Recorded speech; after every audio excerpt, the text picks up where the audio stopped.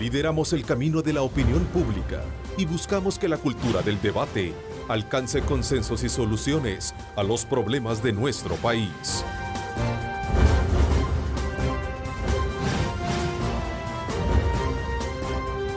Diálogo con Ernesto López.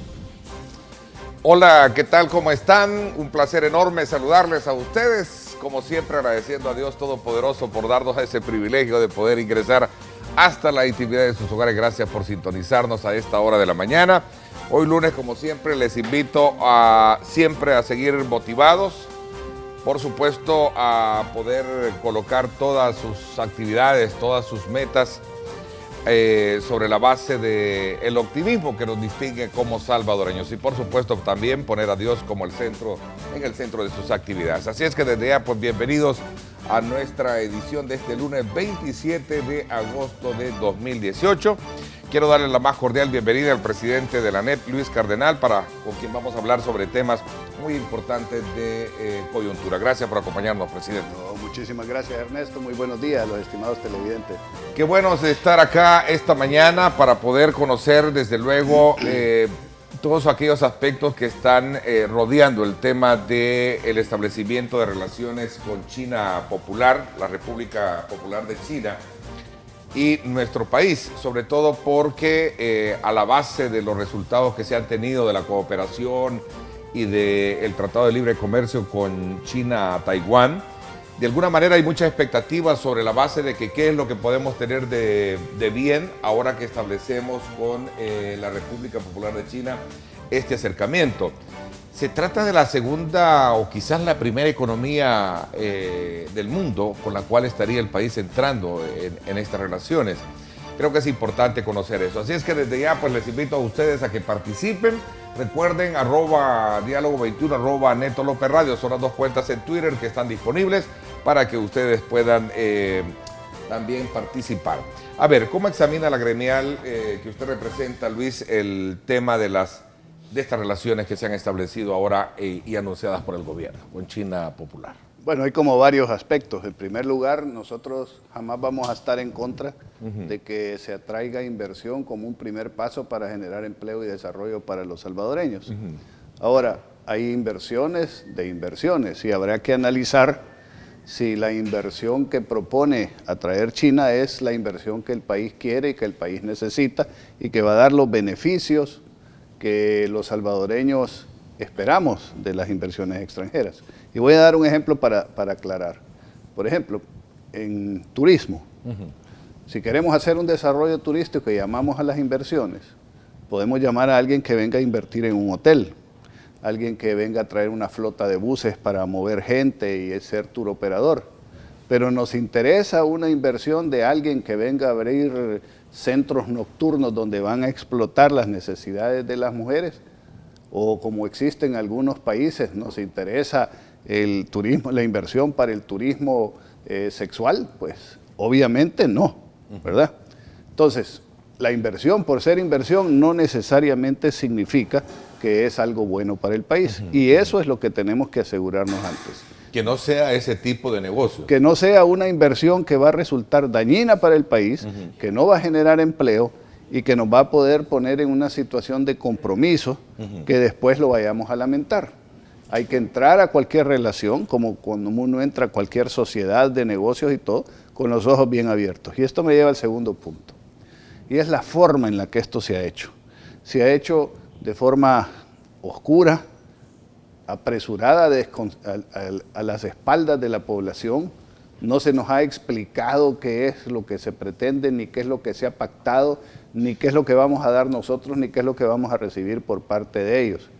Y al mismo tiempo que se hace de esta manera, se trata de una forma, creo yo, penosa, a nuestros amigos de hace 85 años que siempre han estado con nosotros en momentos difíciles, como ha sido la República de Taiwán, y se les da prácticamente una patada de un día para otro y se les corta todo tipo de relación, no solo diplomática, sino también comercial, donde se está abandonando los tratados de libre comercio. Y para agravar más la situación, resulta que las declaraciones que da el ministro de Relaciones Exteriores de Taiwán en donde ahora ya ha sido hasta ratificado por un par de diputados de la Asamblea de Taiwán, donde dice, miren, El Salvador nos pidió cantidades exorbitantes de dinero para mantener nosotros abierta la relación. Y nos pidió dinero para el puerto, para otras cosas y para la campaña electoral, lo cual obviamente es ilegal, es inmoral. ¿Y cómo queda El Salvador a través de la representación que tenemos en el gobierno ante unas declaraciones o unas acusaciones tan graves? Quedamos como chantajistas, que nuestra mitad depende del dinero que nos den, que nosotros exigimos para mantener una relación diplomática, exigimos plata, y es muy similar a lo que hacen los mareros en la calle. Entonces, todo esto siembra más dudas que respuestas. Y si le sumamos, y con esto concluyo, Ernesto, pero quiero dejarlo bien claro, y si sumamos a que sorpresiva y casualmente hace un par de meses empezamos nosotros a escuchar que hoy sí, después de 9 años, íbamos a tener una concesión del puerto de la Unión, y que además de eso, hoy sí, después de propuestas que se hicieron anteriormente que no fueron escuchadas, hoy vamos a tener unas zonas económicas especiales alrededor del puerto de la Unión, enfrente de toda la costa de la zona oriental del país, que se le iba a dar a futuros inversionistas. Y cuando leemos la ley, nos damos cuenta que esa zona económica especial excluye a los salvadoreños y que pone unos requisitos como hechos a la medida para que venga un inversionista chino a aprovecharse de esto. Y no un salvadoreño.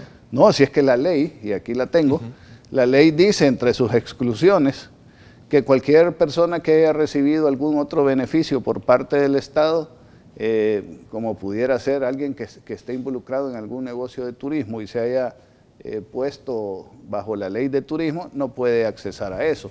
La inversión mínima es de $20 millones, pero además dice, entre una de las inhibiciones, y creo que esto es bien importante que le pongamos atención, dice que cualquier persona que haya pagado impuestos, ya sea a nivel personal o a través de sus acciones en cualquier empresa, en cualquier momento, y sean impuestos al Estado, que incluyen los impuestos municipales, esas personas están excluidas de participar de los beneficios de la ley. ¿Qué significa? Que cualquier salvadoreño no puede participar en la ley. Es como que si dijéramos, señores, los invito a mi casa, vengan a mi país, vengan a mi casa. Y cuando entran a mi casa, estos señores pues llevan con derecho a meterse a mi dormitorio, a acostarse en mi cama y no me dejan entrar, ni a mi cuarto a cambiarme la ropa. Entonces, ese es el tipo de inversiones que queremos, con un mínimo de $20 millones. ¿Quién de ustedes, estimados televidentes, puede o conoce a alguien que pueda hacer una inversión inicial de $20 millones para poder tener acceso a estas zonas económicas especiales? Y esto es suponiendo que no tuviera las inhabilidades que la misma ley le pone. Entonces, viendo las cosas así, y que en política no hay casualidades, si esta relación o apertura de relación diplomática, que no sabemos lo que se ha prometido, lo que se ha ofrecido, ni lo que vamos a recibir, y sí estamos sacando del país a alguien que sí ya sabemos lo que nos daba, ya sabemos el tipo de relación que teníamos, y ya estaba en programas hasta de becas, y ya no digamos de programas de desarrollo agrícola en zonas importantes para el país, pues aquí lo que sucede es que quedamos con muchísimos más temores y dudas que respuestas. Por lo tanto, no podemos nosotros sumarnos a felicitar al gobierno ni a aplaudir de que aquí se hayan abierto relaciones con la República Popular de China. Bueno, el gobierno sostiene que en el caso muy en particular, la concesión del puerto de la Unión Centroamericana es un portafolio abierto para que toda empresa, de cualquier país, pueda participar, y no necesariamente de China. ¿Es esto de alguna manera contrastante con una versión en la que puede dejarse la sospecha de que eso es mentira? Con tristeza, como salvadoreño, voy a decir esto.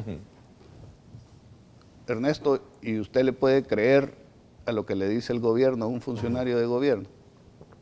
Usted puede meter sus manos al fuego. Se supone que para eso gobiernan, ¿no? Porque se supone que gobiernan para buscar el bienestar común, ¿verdad? Pero aquí se ha visto a través de los 9 años que lo que han buscado es el bienestar ideológico o el bienestar partidario o el bienestar personal en muchas de las decisiones que han tomado y no han buscado el bienestar de la población y lo manifiestan a cada rato.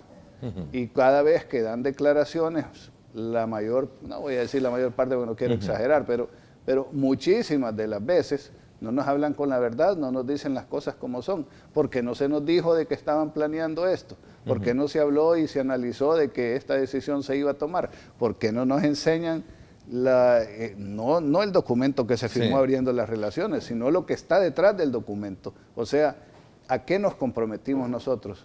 ¿Qué van a hacer los chinos para estas relaciones? ¿Qué vamos a recibir? Porque lo que recibíamos de Taiwán va para afuera, pero lo que vamos a recibir de China, pues eso todavía no se sabe. A ver, un comparativo de comercial en estadísticas muestra de que es bien mínima las relaciones comerciales que se tienen con China-Taiwán y que la expectativa, hablo de expectativa, con el caso de China Popular, serían casi triplicadas, ¿no? No, sí, yo por eso inicié diciendo que yo establecer relaciones, ver los pros y los cons, ver las cifras, conocer las condiciones. Yo no me puedo oponer a eso, pero la forma en la que se hizo no es la mejor forma, no es una forma que le da a uno garantías. Ahora, ya relaciones comerciales con China teníamos, Taiwán no nos decía, no comercien con China, no importen de China. Ya estábamos haciendo negocios. Bueno, de hecho, gran parte del negocio que hacen empresarios en el país es producto chino, ¿no? Sí, y Taiwán nunca lo quitó, o sea, eso ya se hacía. No es algo extra que vamos a recibir, es algo que ya estaba.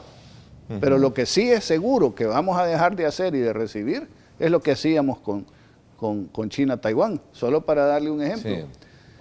Con Taiwán se exportan cerca de 100,000 toneladas de azúcar, que representa entre 40 y 50 millones de dólares a través de un tratado de libre comercio. Eso se pierde. El tratado de libre comercio que tenemos con China se termina en 6 meses. ¿A qué me refiero con cierto cinismo para hacer las cosas?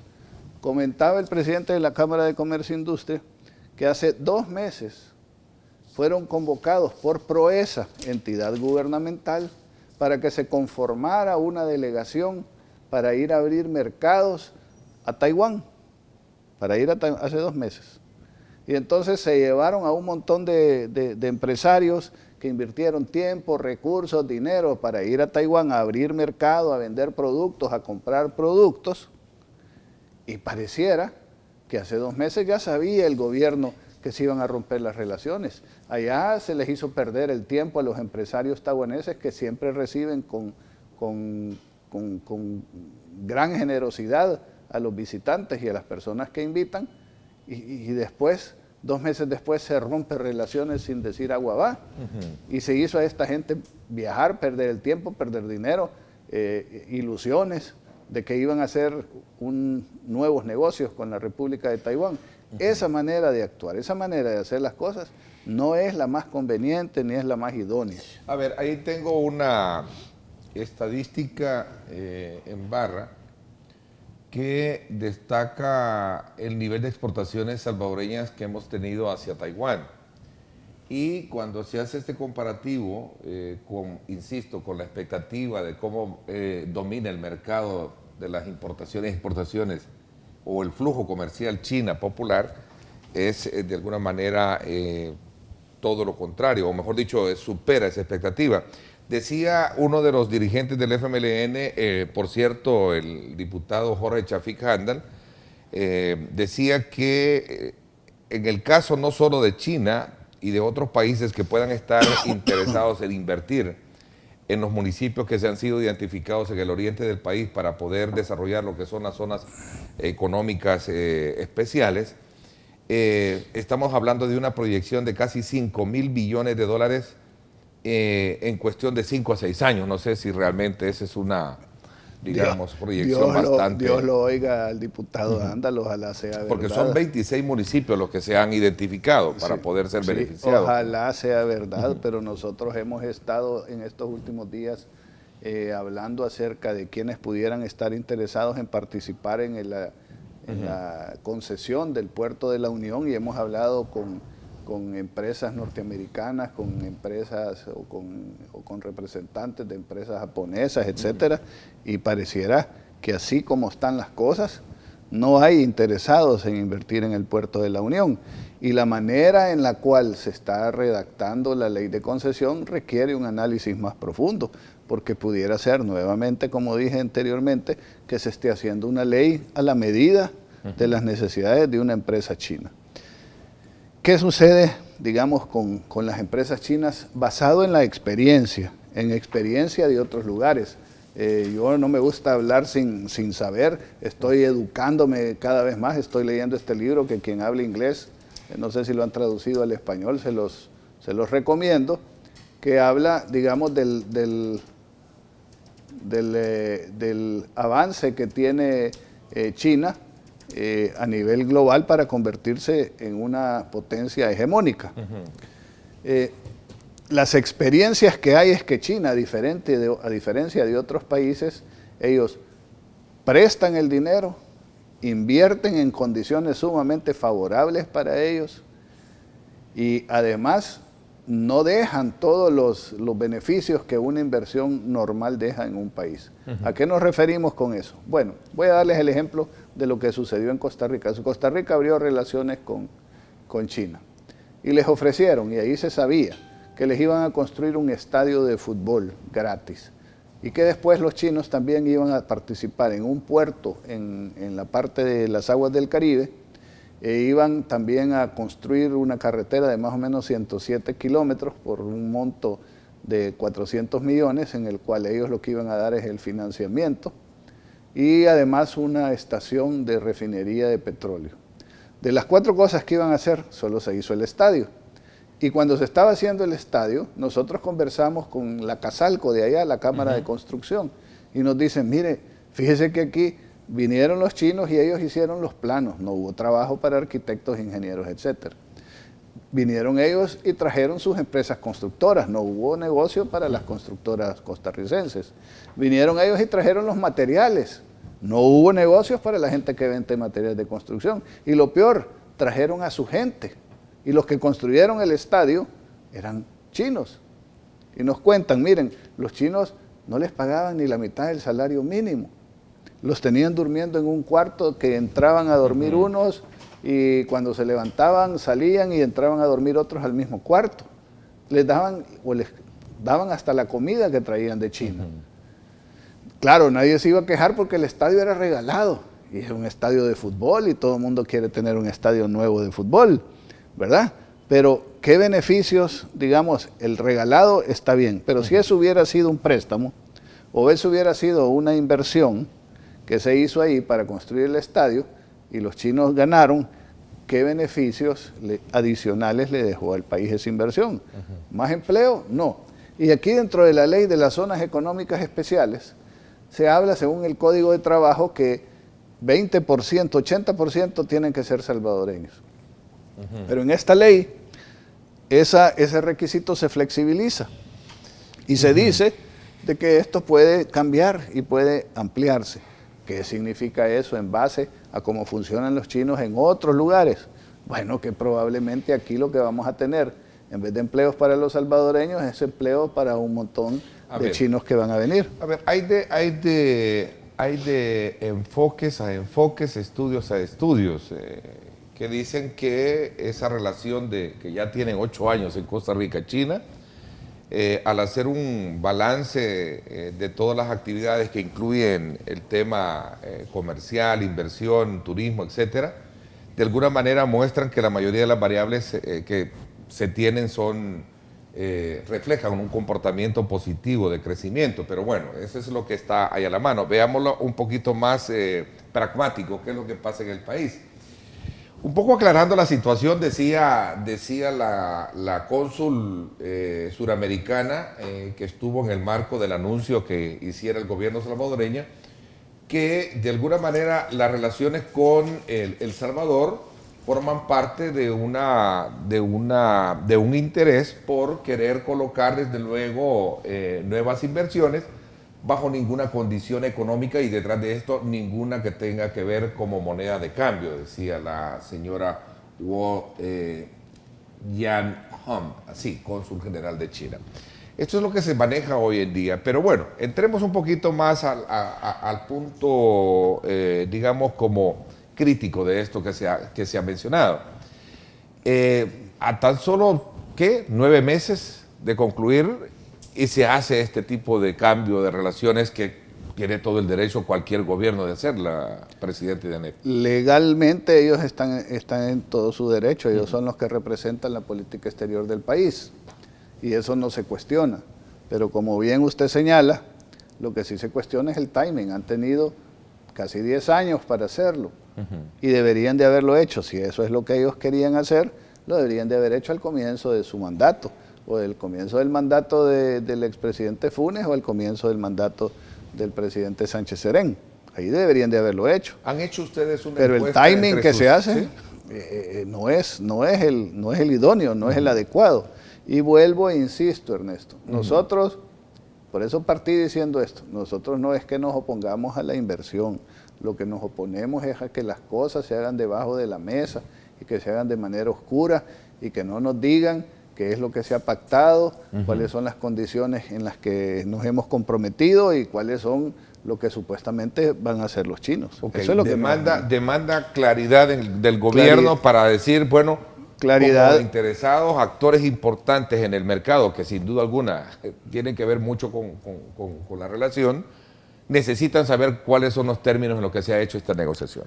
Necesitamos saber eso y necesitamos además que en otros aspectos también se aclare, porque hay demasiadas casualidades que no son casualidades en política y que además mandan un mensaje preocupante de que aquí se está cocinando algo que a lo mejor no nos conviene.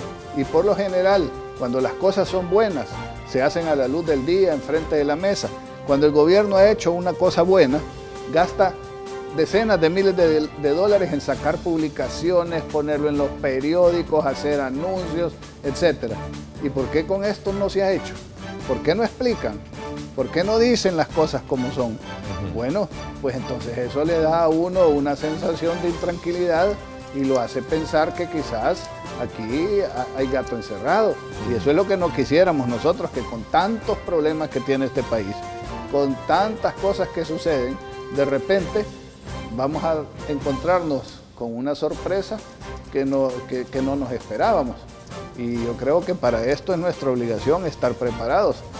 Más, como repito, cuando tenemos una ley de supuesta atracción de inversión que excluye a todos los salvadoreños del sector formal. Solo si usted tiene 20 millones de dólares y nunca ha declarado impuestos aquí en el país, tiene acceso a poder invertir en las zonas económicas especiales. ¿Le parece a usted eso transparente, correcto, bueno para El Salvador? Pues a nosotros nos deja mucha preocupación. Dice el secretario de Comunicaciones de la Presidencia que no hay un proyecto económico a cambio de establecer relaciones con China. Dice, incluso descarta que en un futuro exista influencia militar de este país porque el objetivo principal es atraer inversiones extranjeras. Ni tampoco hay ningún tipo de ayuda para la campaña electoral, ¿verdad? Ese es el punto que también descartaban acá precisamente en el marco de este acuerdo que ellos decían. Si hay una demanda de esa naturaleza, yo lo escuché decir y examinando un poco las declaraciones que hiciera el canciller de China-Taiwán, decía que estaba precisamente demasiado elevada digamos, el recurso económico que se solicitó para echar a andar el puerto de la Unión Centroamericana, ¿no? Y que también habían hecho solicitudes para el proceso electoral en el país. De alguna manera también ahí hay algo que deja y despierta la duda que habría que indagar un poco más y saber en qué consiste. A ver, zonas específicas. Hablemos un poco del puerto para ir cerrando este ciclo y quiero aprovechar a hablar de otros temas de país también con relación a cómo Estados Unidos nos está viendo y examinando. Ya la Casa Blanca se pronunció el pasado 23 de agosto en una declaración hacía ver que esta es una decisión que afecta no solo a El Salvador, sino también el bienestar de la economía y la seguridad de toda la región en las Américas. Vamos a hablar un poco de esto cuando regresemos. Gracias a usted por estar con nosotros. Recuerde, estamos a través de nuestras cuentas en Facebook. Búsquenos en Twitter también para que usted participe. En Texaco tenemos más que combustible, tenemos Tecron, el aditivo que ayuda a mantener la limpieza al interior del motor y un mejor desempeño. Por eso tenemos para ti Texaco con Tecron, el combustible inteligente. Vámonos entonces ahora para conocer el tráfico en el sector de la zona de la Ceiba de Guadalupe, de occidente a oriente, hacia el bulevar Los Próceres. Estamos ahí en la conexión que se hace precisamente de este sector importante de ingreso a la capital, con esta imagen que nos llega y que desde luego gracias a Texaco con Tecron, el combustible inteligente, nos está dando imágenes de este pequeño congestionamiento en esta zona, pero es parte del entronque que se hace con la avenida Revolución, ¿no? Una vez conectando, ¿verdad? ¿Sí? Y la avenida Manuel Enrique Araujo, la Revolución, y esta conexión que se hace, este empalme, ¿no?, que se hace precisamente de la carretera panamericana y lo que sería el Boulevard Los Próceres. Monseñor Romero, ahí está, bastante fluido. Así está el tráfico a esta hora, gracias a Texaco con Tecron. En Texaco tenemos más que combustible, tenemos Tecron, el aditivo que ayuda al motor a tener su mejor desempeño. Por eso tenemos para ti Texaco con Tecron, el combustible inteligente.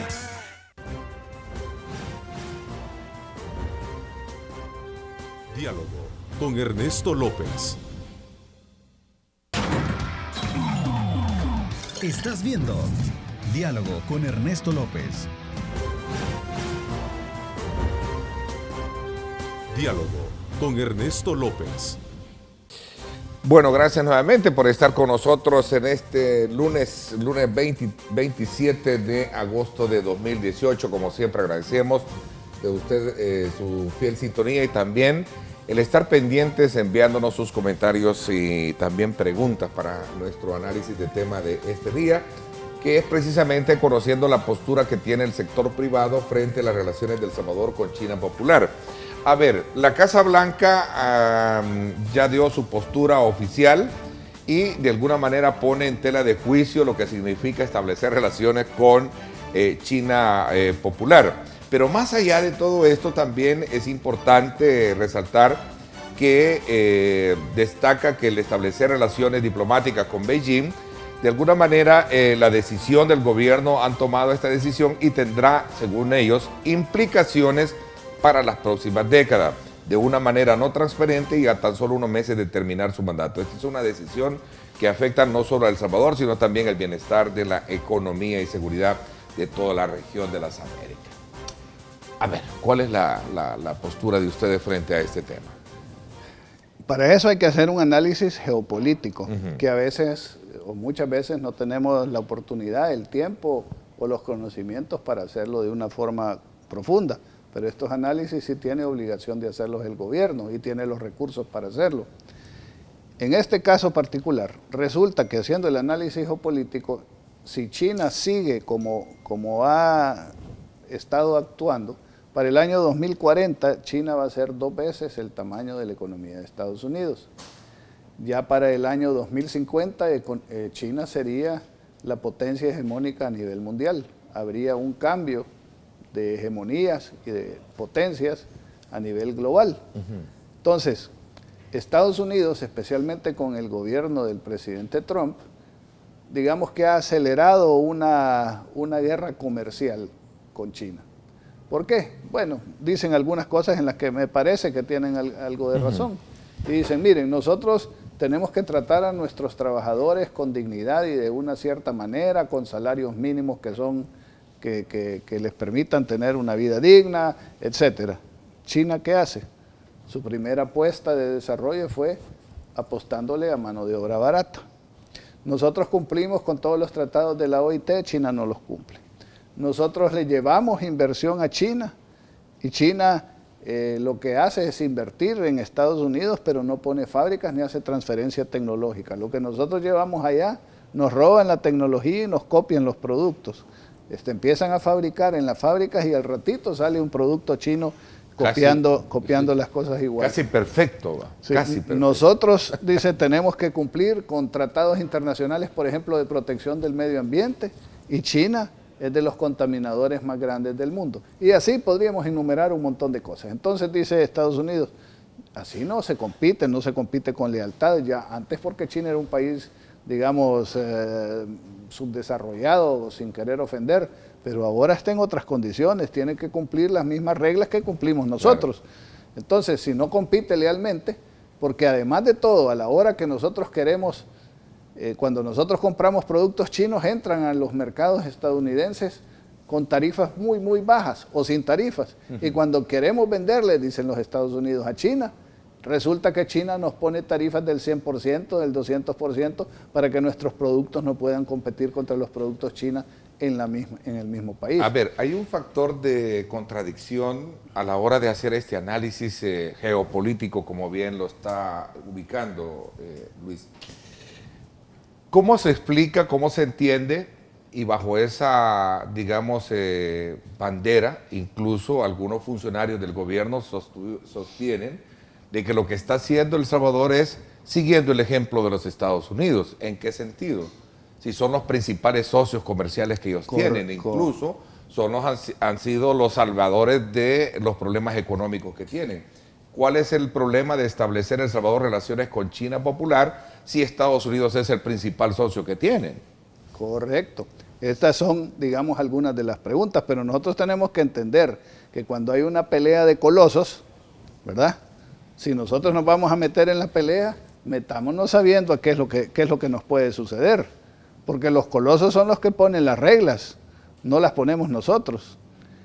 China está teniendo problemas con una gran cantidad de otras potencias mundiales, bueno, como acaba de condicionar también la ayuda para El Salvador. Entonces, nosotros cuando tomamos esta decisión, lo que deberíamos de decir es, bueno, ¿qué consecuencias va a tener para nosotros? ¿Qué beneficios y qué perjuicios? No podemos decirle a Estados Unidos o a Japón qué hacer, ni qué sanciones aplicar. Pero tenemos que entender que Estados Unidos es nuestro principal socio comercial, es a donde vendemos el 80% de nuestras exportaciones y es de donde compramos el 70 y pico de nuestra materia prima. Es donde viven más de 3 o cerca de 3 millones de salvadoreños. Nuestra economía se sostiene por las remesas familiares que nos mandan estos salvadoreños y que las ganan en Estados Unidos. Que ahorita hay un conflicto con el TPS y con la inmigración ilegal. Pero también que Estados Unidos todos los años nos da cooperación no reembolsable de cerca de $200 millones. Entonces, a la hora de tomar una decisión, tenemos que poner en la balanza, bueno, Estados Unidos, esto ya lo tenemos, esta es la relación que tenemos, ellos son los que están ahí cerca, nos guste o no nos guste, cómo sea el asunto, así es. Nosotros, pues, nuestro margen de maniobra es muy limitado. Y ahora vamos a romper y a tirar de borda, no solo a Taiwán, sino a Estados Unidos y ahora en este caso también a Japón, para entrar en una relación desconocida con China, en la cual nos están diciendo de que van a ser 5.000 millones, ojalá 5.000 millones de dólares en los próximos 5 o 6 años. Si estamos vivos vamos a ver en 5 o 6 años a ver si es verdad, pero nos están prometiendo, pero no tenemos nada concreto. Y vamos a hacer una apuesta supuestamente razonable y bien analizada, que le vamos a apostar todos nuestros chips a China y vamos a abandonar todo lo que ya tenemos, que es concreto, con Estados Unidos, con Japón y con otros países amigos, así como hemos abandonado a Taiwán. Pues a mí no me parece que sea una decisión sana, ni que sea una decisión inteligente, ¿verdad? Pero esos análisis los hizo el gobierno, no sabemos. Me pareciera que no, porque las reacciones ahí están. Pareciera que inclusive a los mismos Estados Unidos los ha agarrado un poquito de sorpresa. Yo le pregunté bueno, en este caso también examinando las declaraciones que hiciera, y que estamos un poco entremezclando cosas, el ministro de Asuntos Exteriores taiwanés, Joseph Wu, decía que El Salvador, que el gobierno de El Salvador había exigido a Taiwán que financiara el proyecto de desarrollo del Puerto de la Unión y que financiara las elecciones presidenciales.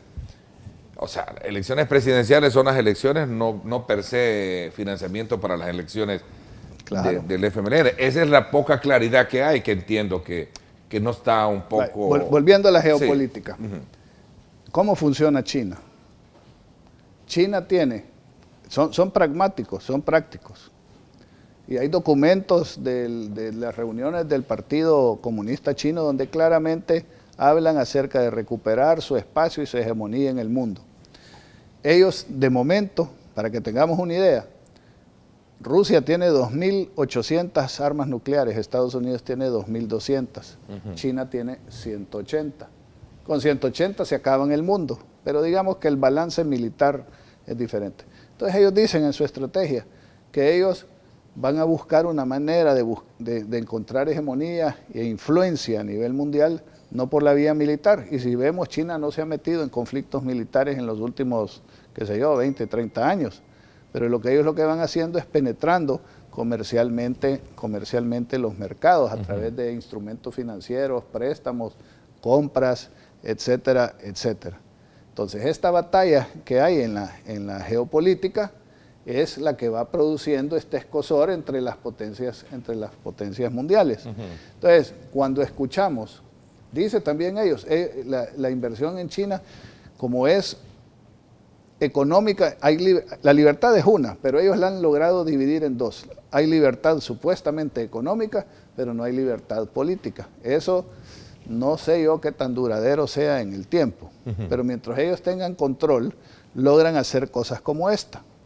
Ellos están detrás de las empresas chinas. ¿Por qué en Nicaragua no se sabía que quienes iban a invertir en el canal interoceánico, no, ese era Mojado, sí. Era transoceánico en Nicaragua? El del río San Juan, entiendo que no, que iba a pasar por el lago. El lago, sí. Bueno, que eran 50 billones de dólares. No se sabía si era una empresa china o era el gobierno chino. Lo que se supo al final es que el gobierno chino estaba detrás de eso. Pero al gobierno chino no le importaban los daños ecológicos, no le importaba el respeto a la propiedad privada, no le importaba lo que tenían que expropiar, no le importaba nada. ¿Por qué? Porque los chinos, donde hacen negocios, no están interesados en fomentar la democracia, porque ellos no tienen democracia. Ellos no combaten la corrupción. Más bien, en algunos casos como esto, si esto fuera cierto, estarían fomentándola. Entonces, nuevamente nos vamos a qué tipo de inversión es la que China va a traer al país, y hay que analizarla para ver si ese es el tipo de inversión que nosotros queremos o no. Y volvemos a lo mismo. No se tienen los elementos necesarios, o por lo menos nosotros no los tenemos, para poder decir si esta es una buena decisión o no, pero lo que sí nos parece, por la información que sí manejamos, es que el gobierno no está haciendo las cosas bien y que aquí nos podemos equivocar feo y que las consecuencias que va a tener que pagar el país y nuestra población pueden ser consecuencias que no son las más deseables ni las más felices para un país como el nuestro, que está queriendo salir de un conflicto armado, de un problema de violencia con las maras, de bajo crecimiento y de poca atracción de inversión. Si los chinos están aquí, probablemente vendrán los chinos, pero no van a venir otros países como Estados Unidos o Japón, o la Comunidad Económica Europea, con que también hay algunos problemas que todavía tal vez no se han manifestado, pero van a empezarse a manifestar pronto. A ver, dice Japón también, en una declaración que este día publica, por cierto, uno de nuestros periódicos, que hay un condicionamiento. ¿Se estará de alguna manera adelantándose a realmente conocer en qué consiste esta relación que Estados Unidos, que El Salvador ha abierto con países como el nuestro, que países como el nuestro abren con el caso de China Popular?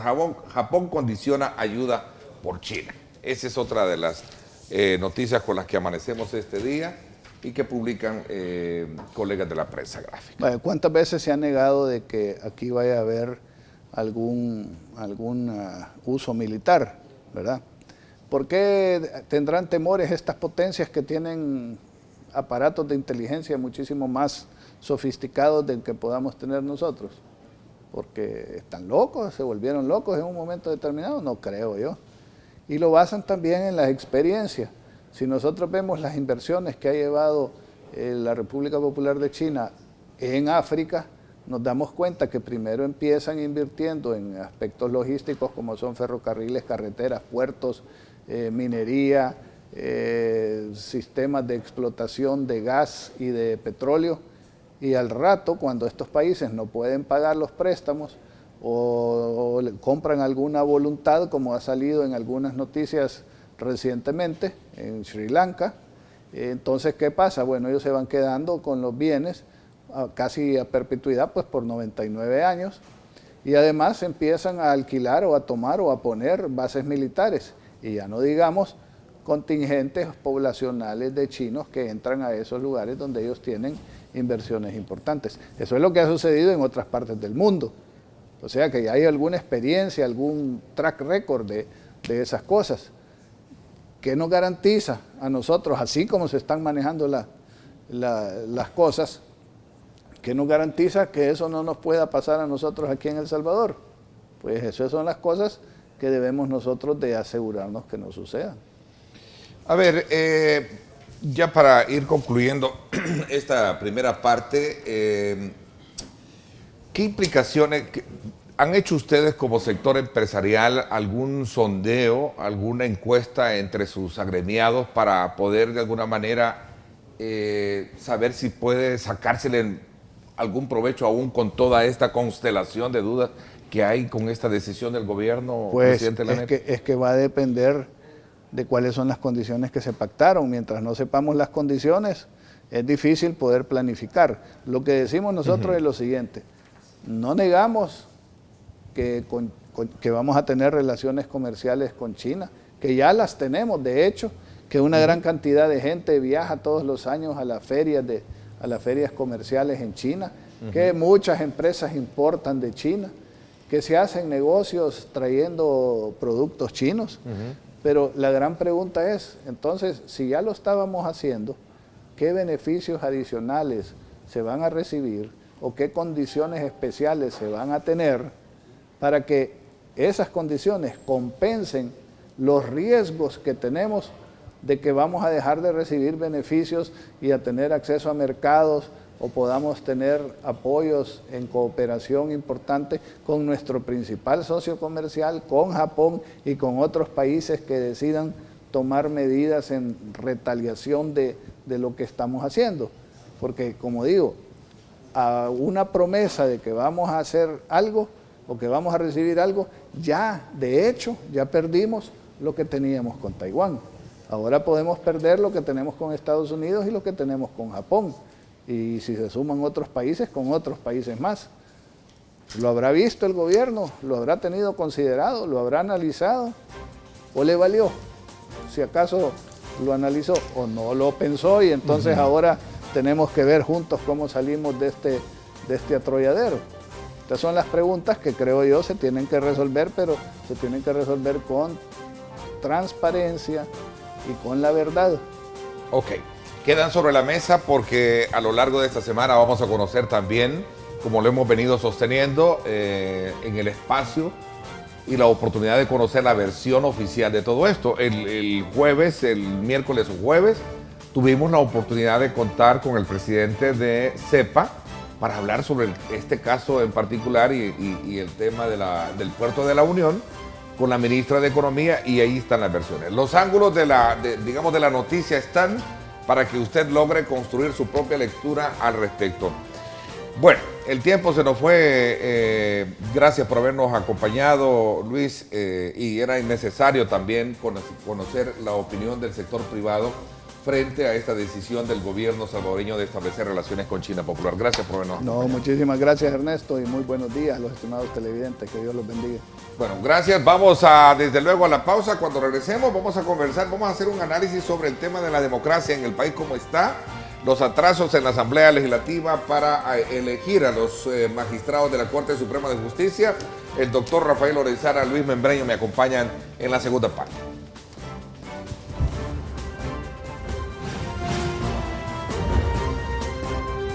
Diálogo con Ernesto López.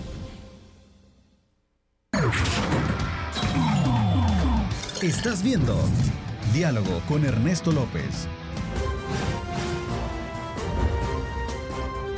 Diálogo con Ernesto López. Bueno, gracias nuevamente por estar con nosotros a través de nuestra señal abierta y por supuesto también en línea. Gracias por participar. Estamos desde luego en Facebook para que usted comparta con sus contactos nuestra señal en cualquier lugar donde se encuentre. Me acompañan en esta segunda parte el doctor Rafael Lorenzana y también Luis Membreños, ambos conocedores de temas de país, a quienes les doy la más cordial bienvenida. Gracias, Luis, por acompañarnos. Gracias, Ernesto, a ti. También, doctor. Gracias por buenos días. acompañarnos. Buenos días a todos. Gracias. A ver, el país tiene hoy en día, y lo hablábamos extra cámara con el doctor Lorenzana hace unos segundos, somos un carrusel, vea. Sí. ¿Ah? Estamos llenos de sorpresas. Sí, todos un los carrusel girando con diferentes momentos alegóricos, críticos, digamos, preocupantes, otros alegres, otros, en fin. A ver, vamos a hablar un poco de democracia. ¿Qué es lo que está pasando en el país? Doctor. Bueno, mire, el asunto, como usted lo dice, todos los días es una caja de sorpresas este país. Para resumirlo, y voy a justificar por qué voy a decir esto, es la responsabilidad ciudadana. Es el problema de incorporarnos en la democracia, hacernos conscientes que esto es de nosotros y no de los partidos. Que los partidos políticos los necesitamos porque es parte de la democracia. Así nació, esta democracia es incipiente, está recién formada, pero tenemos que participar y en este momento para mí estamos enfrentando vamos a enfrentar una de las elecciones más difíciles y más determinantes para el país. Pero cuando usted oye, cuando usted ve en las redes sociales y usted escucha a algunas personas expresarse, realmente da tristeza ver que los partidos políticos están llenos de un montón de sordos, porque realmente no reaccionan. Vea usted cómo la gente se va a sentir con la corrupción, que la corrupción es lo que más nos está afectando en este momento. Yo creo que nos duele a todos que se hayan llevado 350 y pico millones cada dos de los presidentes que se han descubierto, lo que se ha descubierto de ellos. Nos duele. Todavía queremos más de la Fiscalía, pero a la Fiscalía la amarramos, el presidente la acaba de vetar ahí para que, cuidado, no quiere que lo investiguen. La Corte de Cuentas no la dejaron entrar en casa presidencial y uno dice, bueno, ¿qué nos están dando cuenta que estamos indignados con lo que acaba de pasar con Saca y Mauricio Funes y nos lo quieren hacer otra vez? Vea usted lo de la Sala de lo Constitucional. Vámonos a la sala. Véalo de la sala. Es un tema increíble, hombre. ¿Cómo es posible que se hace todo un esfuerzo? Se califican a las personas. La persona más capaz que está preparada en derecho constitucional y salió de las mejor evaluadas en todo el estudio, esa no la quieren poner, ya la sacaron de la lista última de la elección de la sala. Y a una persona que está deteniendo todo el paquete es una señora que es procuradora ahora, que salió evaluada en el puesto 28 de 30. Y ella, dice el partido gana, si no va ella, no damos los votos. ¿Y por qué? Se pregunta uno. Mire, señores, es claro, ahí a esta señora ya la tienen comprometida y ahí tienen, acuérdese que ahí están con varios diputados, de los que desafortunadamente tienen que elegir, que están cuestionados. Escuchando Guillermo Gallegos. Sí, en ese tema muy en particular, escuchando las declaraciones de algunos dirigentes, pero te voy a dar la palabra para que nos hagas también digamos, tu parte introductoria, solo un poco porque quiero dejarlo sobre la mesa. Las principales argumentaciones que hacen algunos dirigentes es que todos los partidos están colocando su cuota de participación. Gana, acusa al FMLN, acusa a Arena de que la cuota ahí están, al PDC, PCN y Arena de colocar sus magistrados. Y él decía, entonces nosotros también tenemos derecho a colocar, eso es una palabra que nos quedó bien marcada en ese pero contexto. Aquí estamos eligiendo por partido o estamos eligiendo a las mejores personas para representarnos. Esa es una buena pregunta. A ver, Luis, para darte el tiempo y luego entramos abiertamente a tocar estos puntos. Mira, yo creo que hay un problema serio de entendimiento de la realidad de parte del sistema político, digamos, en el sentido que creen que son dueños de feudos, ¿verdad?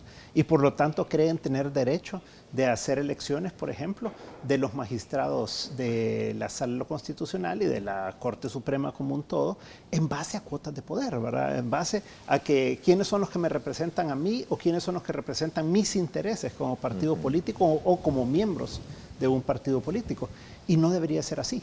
O sea, lo que creo que se ha exigido de parte de toda la ciudadanía es que se deje de estar con cuotas partidarias y que se busque las mejores personas. Y eso no importa si es una persona que tenga una afiliación o una preferencia, digamos, hacia la izquierda o hacia la derecha. Filiación tal vez no, pero un poquito... Que tenga una preferencia, sí. por eso decía, ¿verdad? Y que al final de cuentas no importa si viene de aquí o viene de allá. La cosa es qué capacidad tiene, cuáles son las características, cuáles son los estudios, cuáles son las publicaciones que ha hecho esa persona, cómo se ha comportado a través del tiempo.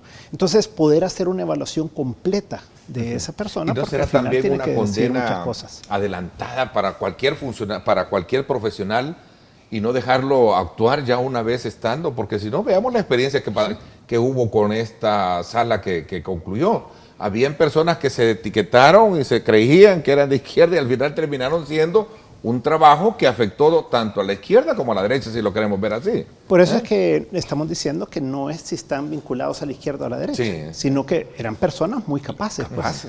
O sea, estas no eran personas de izquierda o derecha, ¿verdad? A pesar de que habían tenido dos de ellos, por lo menos, una vinculación bastante cercana a la izquierda. Exactamente. Pero, al final de cuentas, fueron profesionales íntegros, que ellos lo que buscaron fue el mejor sistema para el país y ejercieron justicia independientemente de las preferencias político-partidarias y han hecho una diferencia fundamental en el país. Pues. Pero acuérdese usted que después de que los habían electo y al correr de los años hubieron declaraciones de prominentes dirigentes partidarios que dijeron que se habían equivocado al poner semejantes personas correctas. Entonces, pero es que mire, hay un punto que a mí no me parece que es fundamental para el elector, que nosotros tenemos que pensar un poquito más.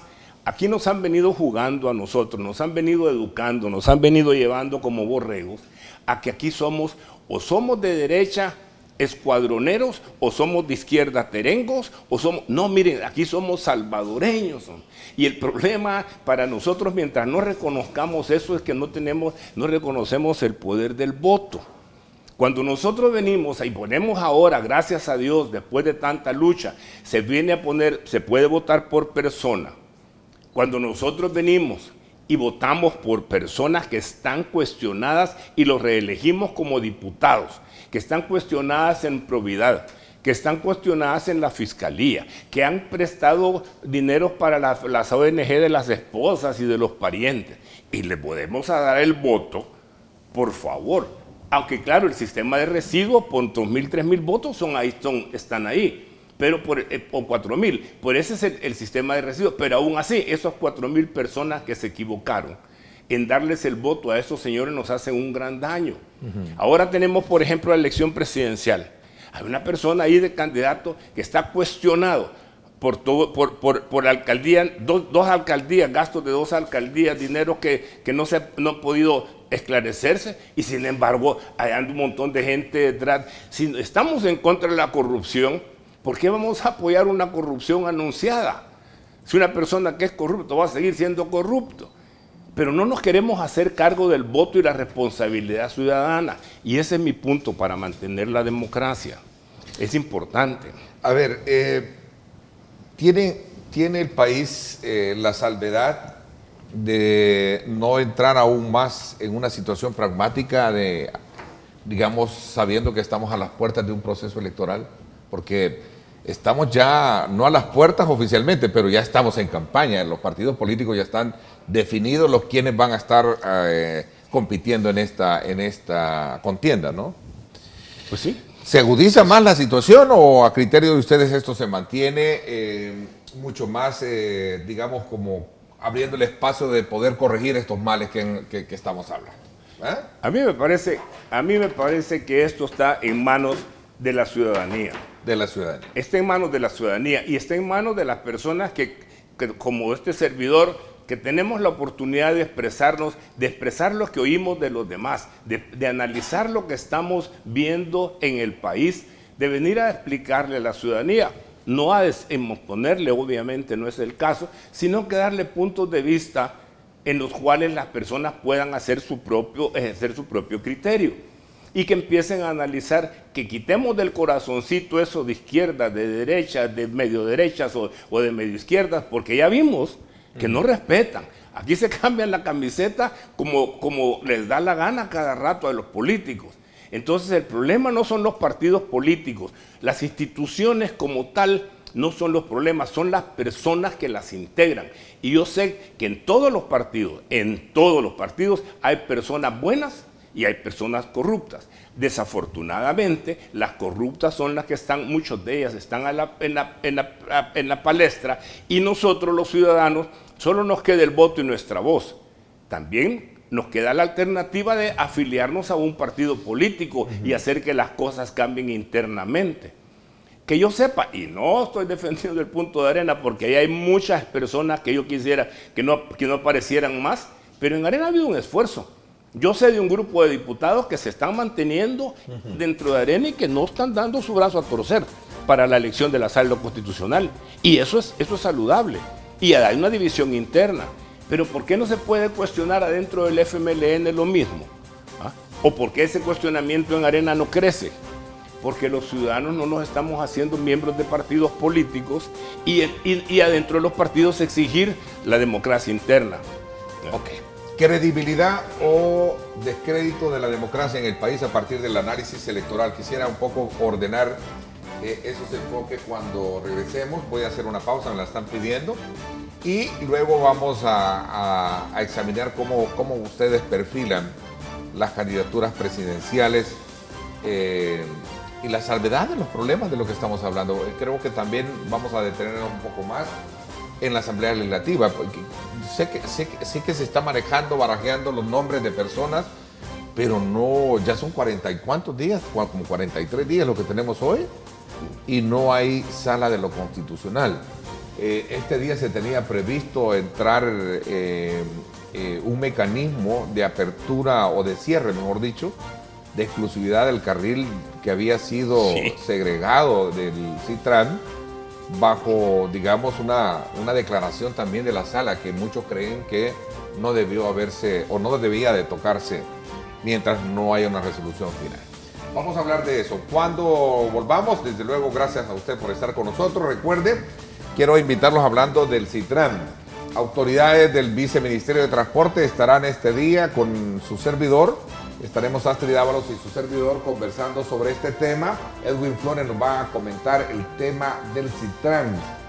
Esta situación que se tenía prevista y que el fin de semana fue cancelada, la apertura o mejor dicho, el cierre para los particulares y quedar la exclusividad por un horario de este importante arteria del sector del oriente del país. ¿Verdad? Así es que a las 6 de la tarde no se pierda en directo con Ernesto López Radio por 107.7 Fuego, estación del Grupo Radial Megavisión.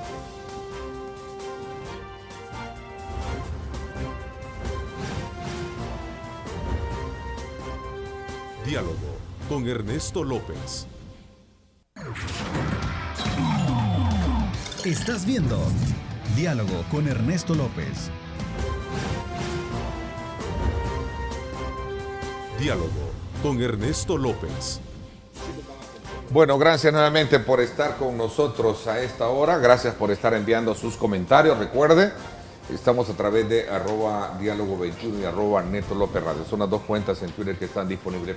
A ver, Luis, quizás vamos a detenernos un poco para examinar este tema de el entrampamiento que hay en la Asamblea Legislativa por los partidos políticos. Parece ser que las fracciones no pueden, no salen del punto muerto, no superan ese punto muerto para elegir. ¿Deberían los candidatos o presidenciales o los partidos per se pronunciarse directamente para ver cómo resuelven este problema? Porque no hay. Yo creí que el viernes iba a haber ya que se tenía un consenso que iba a haber elección, porque ya se tenía el acuerdo de comisión política, entiendo, ¿eh? Lo que pasa es que mientras se sigan defendiendo los intereses de cierto grupo de diputados y de ciertos dirigentes partidarios, es muy difícil que pueda llegar a un acuerdo, porque al final de cuentas cada quien está defendiendo su pellejo, pues en otras palabras.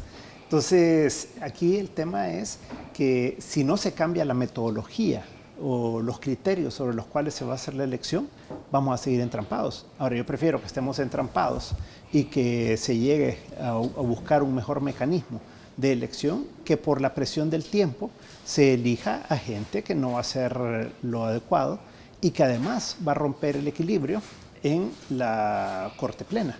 Recordemos que son 15 miembros de Corte Plena y que con 8 toman decisión. Entonces, aquí el tema es que una persona puede hacer toda la diferencia entre que tengan 8-7 o 7-8, ¿verdad? Entonces, sí es un tema que no solo afecta e involucra al asalto constitucional, que es fundamental, pero además al tema de la Corte Plena. Entonces, yo creo que tiene que haber un paro aquí y decir, bueno, o sea, si de esta manera no nos vamos a poner de acuerdo, pues entonces busquemos otro mecanismo. Y el mecanismo debería ser la idoneidad y la capacidad de las personas. Pero entonces, no ha funcionado, o sea, a eso me refiero. Los candidatos presidenciales podrían presionar a sus partidos para que en este caso lo sean. Ahí tienes tú el caso de Ghana con el exalcalde Nayib Bukele, que sería bueno conocer, entendería yo, cuál es la postura frente a cómo superar eso. Tienes a un Carlos Calleja, que lleva desde luego 3 partidos que son determinantes en votos ahí, y tienes a un FMLN que tiene un candidato también que se supone está vendiendo una, digamos, una nueva forma de ver a un partido fijar posiciones frente a ese tema. Pero mira, ¿mandan ellos en el partido? Cada quien manda su campaña política, pero no manda dentro del partido. O sea, Nayib Bukele, en este caso, él es un advenedizo dentro del partido.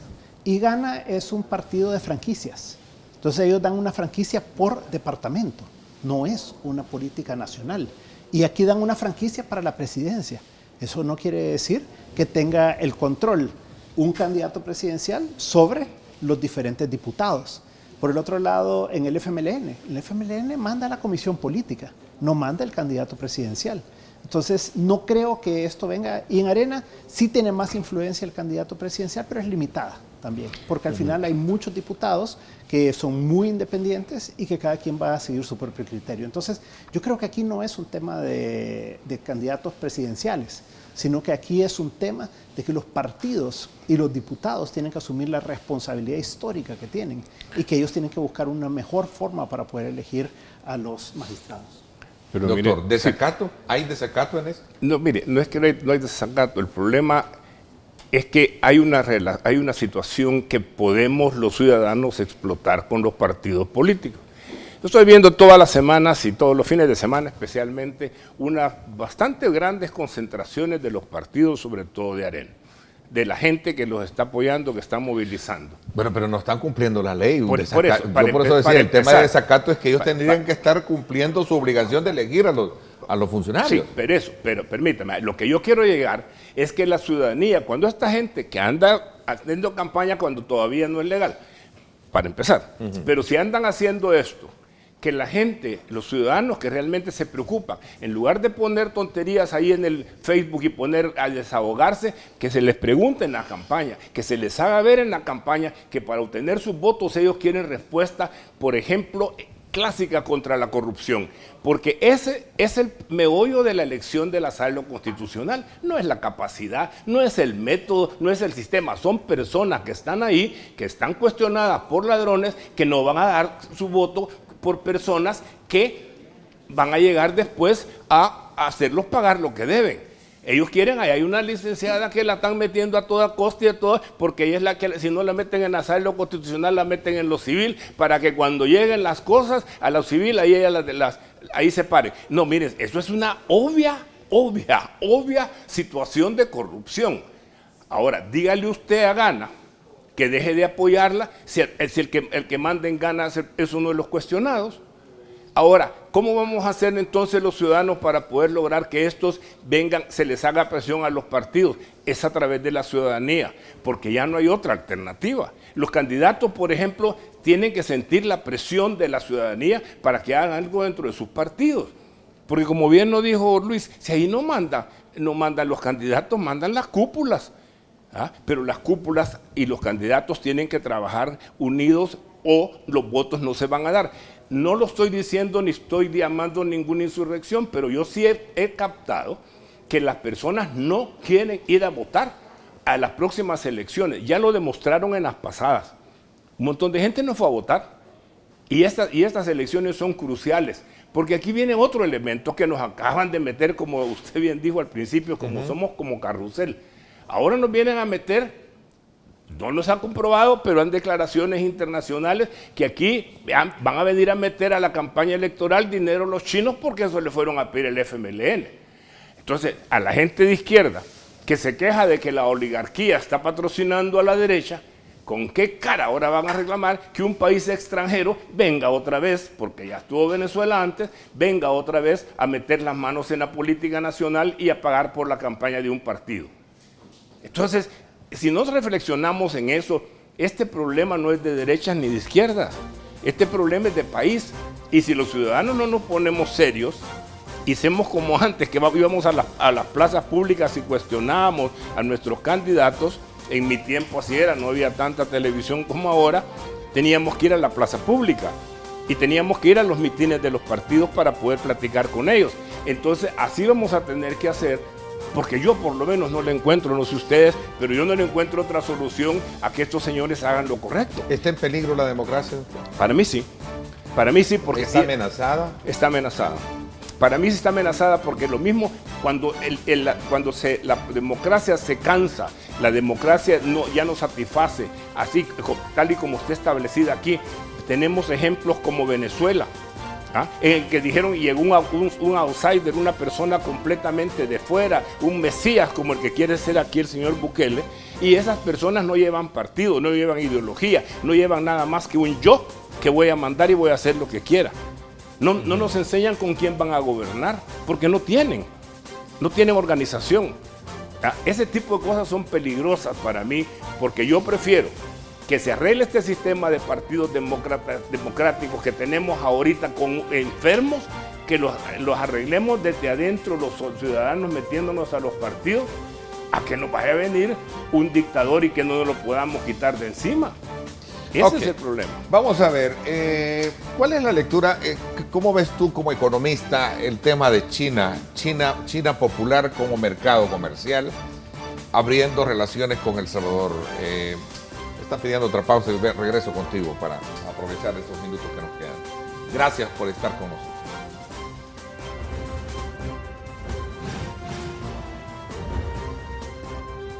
Diálogo con Ernesto López. El futuro es imaginar, es pensar en grande. Prepárate hoy, estudia en la UFG y amplía tus oportunidades. UFG, tecnología, innovación y calidad. Bueno, gracias nuevamente por estar con nosotros. Otro acontecimiento más que extraigo de ese carrusel de país que tenemos es el tema de China popular. ¿Cuál es tu lectura como economista y cómo ves el entorno de la discusión política que hay alrededor de ese tema también? Luis. Yo quisiera ponerlo un poco en el contexto internacional también, ¿verdad? Y es que se está generando una guerra fría en el mundo. Y esta nueva guerra ya no es entre la Unión Soviética y Estados Unidos, claro, como fue en aquel tiempo, sino que ahora es entre China y Estados Unidos. Y ahí nos metimos nosotros. Y ahí nos ha metido el FMLN a nosotros, exactamente. Entonces, el problema es que aquí no estamos hablando de algo meramente del Salvador, comercial, ¿verdad? En el que si vamos a vender 10 millones más o si vamos a importar 100 millones más. O sea, esto no es el tema, ¿verdad? Porque al final El Salvador ha comerciado y comprado, porque básicamente lo que hacemos es comprar 1.400 millones de dólares al año a China continental. Y para eso no necesita uno relaciones diplomáticas. Yo he ido por muchos años a China a comprar y no necesitas más que pasar por Hong Kong y obtener una visa, ¿verdad? Y entonces ya entra uno a China. Pero el tema es de otra envergadura. y es un tema eminentemente de equilibrios geopolíticos en el mundo. Entonces, el tema aquí no es si vamos a tener más comercio o no, si va a haber unos millones de dólares más de inversión o no. Es el tema de las bases militares en la región. O sea, estamos viendo una base militar rusa en Nicaragua. Estamos viendo bases iraníes y rusas en Venezuela. Y entonces la discusión es si los chinos en realidad quieren poner una base militar en esta zona del mundo. ¿Para qué? Para venir a contrarrestar el poder de Estados Unidos en esta zona. Entonces, el tema es mucho más grave. Lo han descartado autoridades salvadoreñas en honor un poco al equilibrio y a todo No, eso, y pueden descartarlo todo lo que quieran, pero aquí hay algo detrás. Y los gringos no estarían diciéndolo, porque lo han dicho claramente, ¿verdad? Sí, desde un principio pusieron mira, el grito la en el Casa cielo, Blanca no hubiera emitido un comunicado el viernes si esto no tuviera ninguna relevancia. Aunque es tradicional, siempre cuando un país se les va con China, siempre lo hacen. Lo hicieron con Costa Rica, lo hicieron con Sí, pero no en esa Panamá, envergadura, ¿no? ¿ves? Y no con Trump. Y no con 2.5 millones de salvadoreños viviendo en Estados Unidos. Y no con más de 5.5 billones de dólares que recibimos al año de remesas familiares y que le ayudan a mantenerse a mucha gente. Tú conoces bien el mercado salvadoreño, cómo se mueve, ¿no? Por esa vía puede haber un beneficio si dejamos un poco, apartamos lo político de lo... Es que no lo necesitas.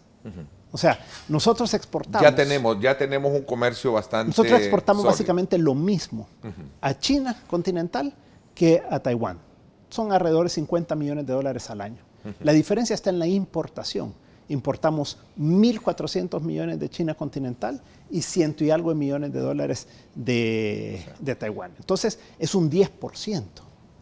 ¿Y qué pasa? O sea, esto pudiera pasar a que vamos a importar 2.000 millones, ¿verdad? Pero eso igual sucedería sin ese acuerdo. Y creería yo, sin querer ocupar el papel tuyo como economista, pretender decir que no nos conviene importar, nos conviene exportar porque estamos produciendo, ¿cierto? ¿No? Es que eso es lo que pasa. Mira, los chinos no te van a traer nada.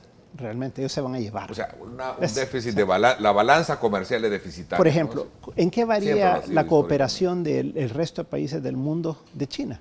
Es que ellos vienen, te apoyan con algo, tú lo que haces es que construyes, haces una obra con tu gente, con salvadoreños. Claro. Tú lo que haces es que compras materiales salvadoreños o importados y con eso construyes, por ejemplo. Y dinamizas lo nuestro. ¿Qué es lo que hacen los chinos? Los chinos traen a su gente, traen los materiales, hacen obras que generalmente no son de buena calidad, que no duran por mucho tiempo. ¿Cómo vas a supervisar que te hacen X proyecto y que ese proyecto va a perdurar en el tiempo? ¿Será que bajo tu investidura como economista puedo encontrar algo positivo en esto? Mira, o sea, siempre se puede buscar elementos positivos, ¿verdad? Y es la gran promesa, supuestamente, de una cantidad de dinero enorme para hacer ciertas obras. El problema es real 5.000 millones que pueden estar en los próximos 5 años. Los chinos, cuando uno va a China, uno se da cuenta que ellos solo hablan de miles de millones de dólares y así invierten en diferentes países de África. ¿Pero qué es? Todo es extractivo. Todo lo que ellos buscan es su propio interés. La experiencia de Costa Rica, así brevemente. Costa Rica, ¿qué tienes tú en tu análisis, en tus resúmenes? Es lo mismo. ¿Cuál ha sido? O sea, Costa ellos Rica, llegaron, hicieron un estadio en Costa Rica con chinos, que lo llevaron desde China, ¿verdad? Y que trajeron todos los materiales, lo hicieron y se fueron, ¿verdad? Entonces, esta gente no le interesa el medio ambiente, no les interesa el dinamizar una economía, el apoyar a ese país. Ellos lo que les interesa es darle empleo a su gente, lo que les interesa es una influencia. En muchos países lo que hacen es que extraen todo tipo de minerales, petróleo, etcétera, porque es un país que demanda grandes cantidades de materias primas. Lo mismo ha pasado con Venezuela. Con Venezuela, aparte del tema ideológico y todo, ellos lo que han llegado es a un acuerdo de un préstamo o de varios préstamos con ellos, y lo que obtienen son tantos millones de barriles al día, ¿verdad? Entonces, eso es lo que ellos acuerdan, ellos son puramente comerciantes. El Salvador entra entonces a una guerra fría, no en los años 70, ¿no? Que era de armas, sino que comercial ahora, y ahí nos hemos visto. Fíjese cuál es el pleito que tienen los Estados Unidos con la China ahorita, entre otras cosas de las tarifas, que se roban la tecnología gringa. Así Sí. claramente se lo ha denunciado el presidente. Se roban la tecnología gringa. Es decir, los Estados Unidos en los países que invierten, los europeos en los países que invierten, hay lo que se llama una transferencia de tecnología. Aprendemos de ellos. Nos traen algo, nos dejan algo. Los chinos no. Los chinos se llevan la tecnología de los otros países, sobre todo europeos y norteamericanos y Estados Unidos, y entonces no aportan nada porque, como Luis bien lo acaba de describir, es para su beneficio que ellos trabajan para darle ocupación a su gente y se están engrandeciendo a base del cerebro del resto del mundo. ¿Y por qué es que ellos vienen a El Salvador? Porque ellos lo que quieren es aislar a Taiwán. Aquí no es un interés de El Salvador por el que ellos vienen, sino que es un interés político de ellos. Para desconocer. Mira lo que ha pasado en los últimos años.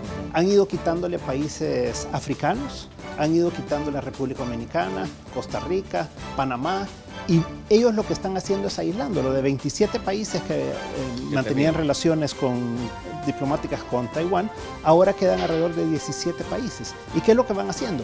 Ellos lo que van haciendo es aislándolo, acorralándolo, de tal manera de que eventualmente ellos pretenden que no tenga relaciones internacionales y entonces tenga que ceder al poder de Pekín y que ellos pasen a ser una provincia más y no una provincia renegada, como le llaman ellos. Entonces, esto va mucho más allá y El Salvador se está metiendo en dos disputas, una disputa interna de los chinos y una disputa geopolítica en la que no nos corresponde y no tenemos nada que ganar. Me comprometo a llevarte a ti a un programa con economistas, porque sí, yo creo que hay esencia ahí que todavía está no muy clarificada. El tiempo se me fue, pero era oportuno también conocer cómo arrancamos esta semana y el tema de la elección de los magistrados y también del contexto político electoral del país. Gracias por haberme acompañado, doctor. Estamos encantados de estar con usted. Gracias por la invitación. Gracias también a ti. Gracias. Gracias, Ernesto. Un placer estar con usted. Gracias a Luis Membreño, también economista, esta mañana. Gracias, los espero en radio hoy a las 6 de la tarde. No se lo pierdan, va a estar interesante. Gracias, pásenla bien y como siempre recuerden lo más importante, amar a Dios sobre todas las cosas. Lideramos el camino de la opinión pública y buscamos que la cultura del debate alcance consensos y soluciones a los problemas de nuestro país.